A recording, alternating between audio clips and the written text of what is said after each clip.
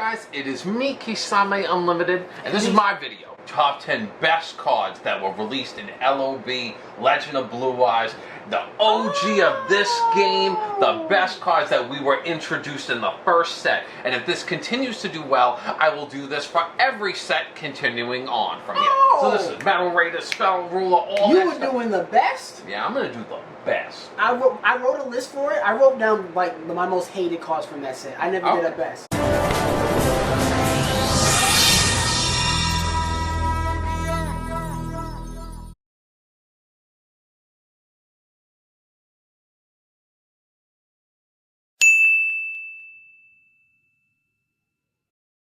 Maneater Bug. Yeah, it's a good card. I mean, Maneater Bug was one of the... staple. Super staple back then. Because it was the flip effect. And the best flip effects. Because back at... Hain sadly didn't make the cut. I remember back in the day, you and me, especially like in our Master deck, like which is our version of GOAT format. Yeah. Like that, to us, we had Night Assailant. Mm-hmm. That was a better version, yeah. It was just a and then we had, like, there was, like, Eradicator, like, Warlock, like, Buyer, like... Oh, the old Eradicator, Vindictive, whatever guy? Yes. Vindicator, yeah. He existed, but, like, for us, like, we liked Night Assailant. But it all ties back to Maneater Bug. We needed that effect, so is there OG the original? So, to me, I would consider one of the best cards, because that card lasted a good hot minute being pretty... Especially back then. Yeah, pretty viable.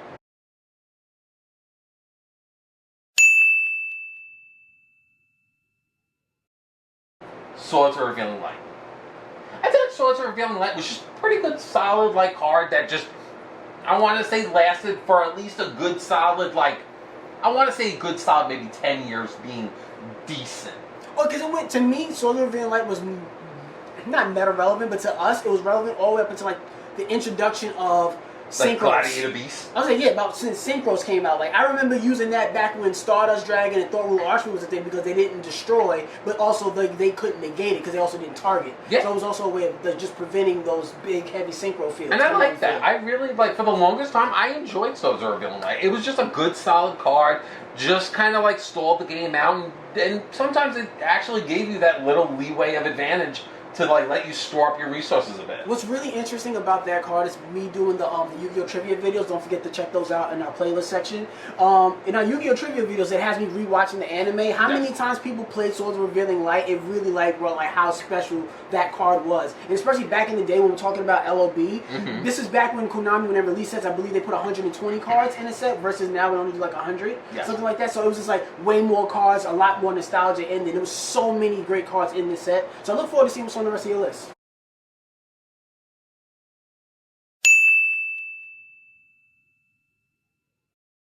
Skull Servant. Because you know why? I really like how time's gone on. They'll just make they added to it. Like King of the Skull Servants, and they made it like a whole OTK kind of deck. And I like how you can take just this shit vanilla from all these years back in the day and make it good. I love that. I like vanilla. Yeah, he's Skull Servant. He was like the common card that came in like every pack. Because I don't know if you know this, like I don't know if you were like, you bought packs back then. I did. But like, I remember being in school. I was in elementary school when this was a thing. So like, I remember I used to go to like my neighbor's house down the street and he used to sell cards for like 5 cents or 25 cents if you had like a good rare or something like that. But Skull Servant came like, because you would try to buy your own. I'm not buying from you. I'm buying my own pack because these cost too much money. You buy a pack and get nothing but Skull Servants in every fucking pack. I'm like, you're stupid. But you know what I like? I like how, because these days, like nowadays, like every so often, they'll take this random vanilla and they'll give it an effect. They'll make it somehow, not like meta relevant, but they'll make it like an okay card. Yes. And I like that. And you know what it is? I feel like Skull Servant is like probably like the poster child of that. Because even though King of the Skull Servants isn't identically that, but it's like, it pretty much all ties into him. And I like how a deck can get that kind of love and treatment out of nothing. And I feel like a Skull Servant, when he came out, he was just basic.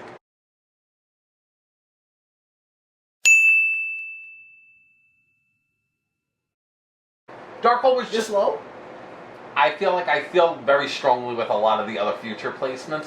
But Darkhole, I think, is just a great solid card. Still today, it still gets used. You know, it has its own animation in Master Duel. Yeah. That's but like, I feel like a card like that has held its, you know, place in time, still used, still good. I really don't think that there's anything wrong with it. Like, I feel like still to this day, I feel like personally it got a little power crept. I personally don't use it. I think that there are better options out there. But for a card that has been around since the get-go, I personally think it's a great addition to LOB. And it's the original board wiper.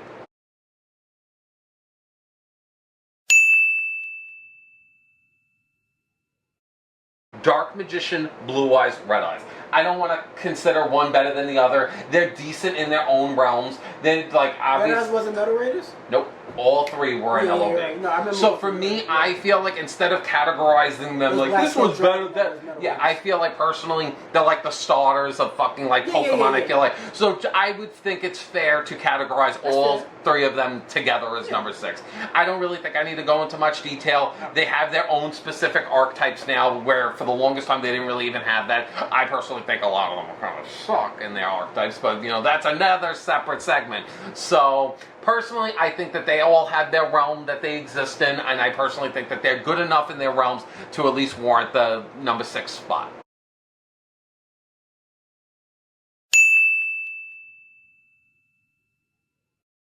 Monster Reborn. Monster Reborn has been banned at certain points in our history. I feel like Monster Reborn is just a great solid revival card, and I feel like it's probably the best revival card that exists in the game. I feel a lot of these cards shape what Yu-Gi-Oh! Is today. Yeah. A lot of cards are based off of these. Actually, the best probably revival card is Soul Charge. But still, I personally, that's a card that I feel like I don't use anymore, but I would love to fit it. I would love to put it in any deck. And that card is just iconic to the game. I feel like everyone has a soft spot in their heart for Monster Reborn. Yeah. So I feel like, obviously, it's great. I personally think it's one of the best cards that we were ever gifted and given, and a staple in my deck for many, many years, and I just hold a special place in my heart for that card. One of the best.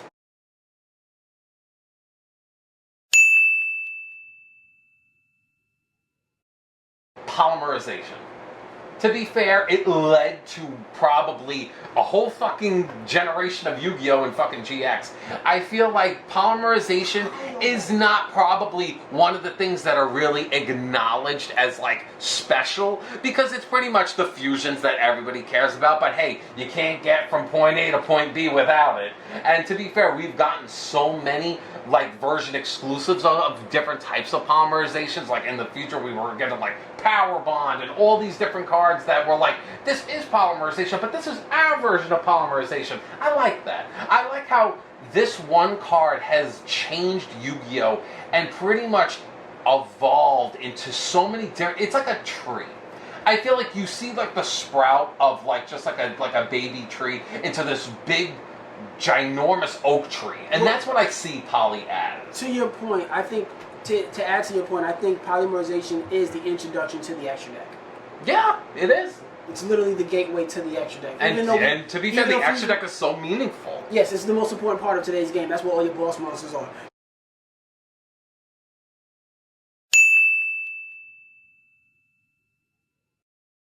Rygeki. Rygeki. No. Rygeki. It speaks to it. It's just been banned for so long. I feel like it's been banned longer than it's been available.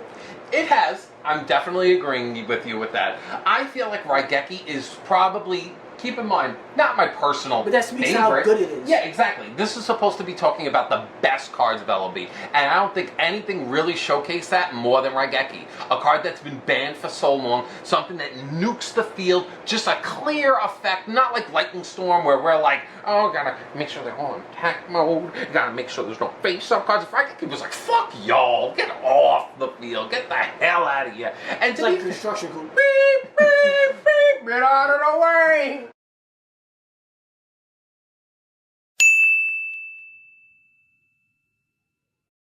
Oh, Exodia.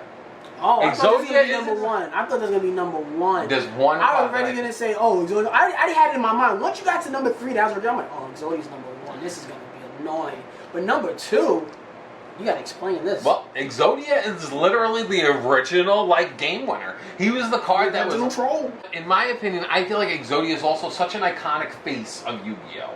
Yeah. I feel like obviously you can say the same thing about Dark Magician, Blue Eyes, Red Eyes, but that's expected. But I feel like Exodia kind of just everybody that I feel like that has been on and off with Yu-Gi-Oh! And maybe hasn't played mad long like our subscribers. I feel like him. They know who it is. They know what Exodia. Everyone knows him. Exactly. Like when they did the Noah Lyles guy that went to the Olympics and he wanted to like pander. He was like pandering to, I'm a nerd. Look at me, Yu-Gi-Oh stuff. And it's like, well, what Yu-Gi-Oh you play with? Modern day Yu-Gi-Oh? No, because I don't really know real Yu-Gi-Oh. I only know old Yu-Gi-Oh. So I'm gonna play not Celtic Guardian. If he whipped out Celtic Guardian, you'd be like, yeah. No, I would have said he's pandering. I still would have said it. If you'd have put out Snake Eyes, I'd have been like, he fucking knows the game.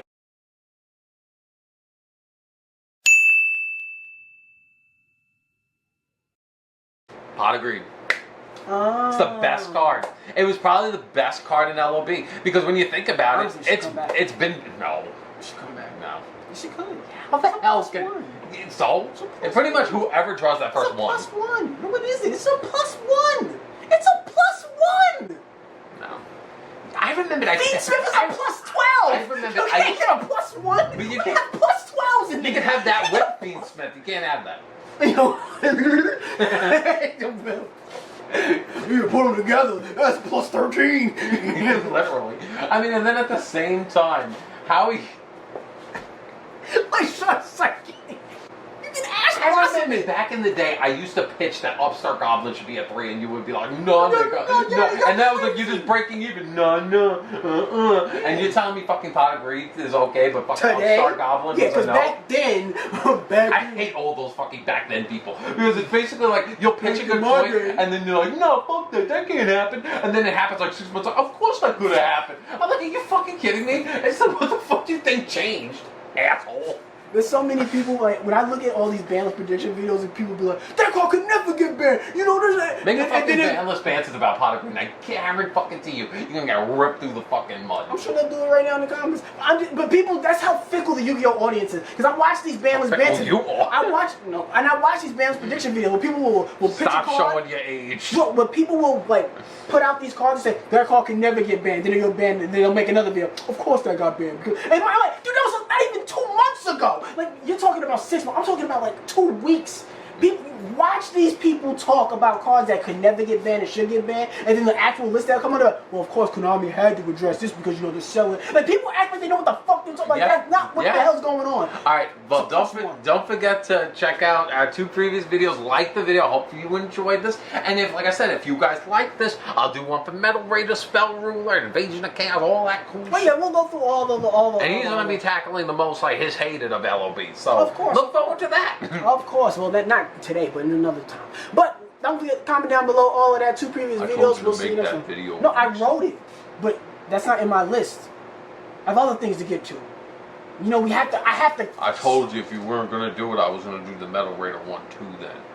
You know, I guess you're not. I guess I'm not. I guess I'm not, because I have to save it. We got to record again in a month anyway. I need something for then. I don't want just coming in with nothing. I'll be extra prepared.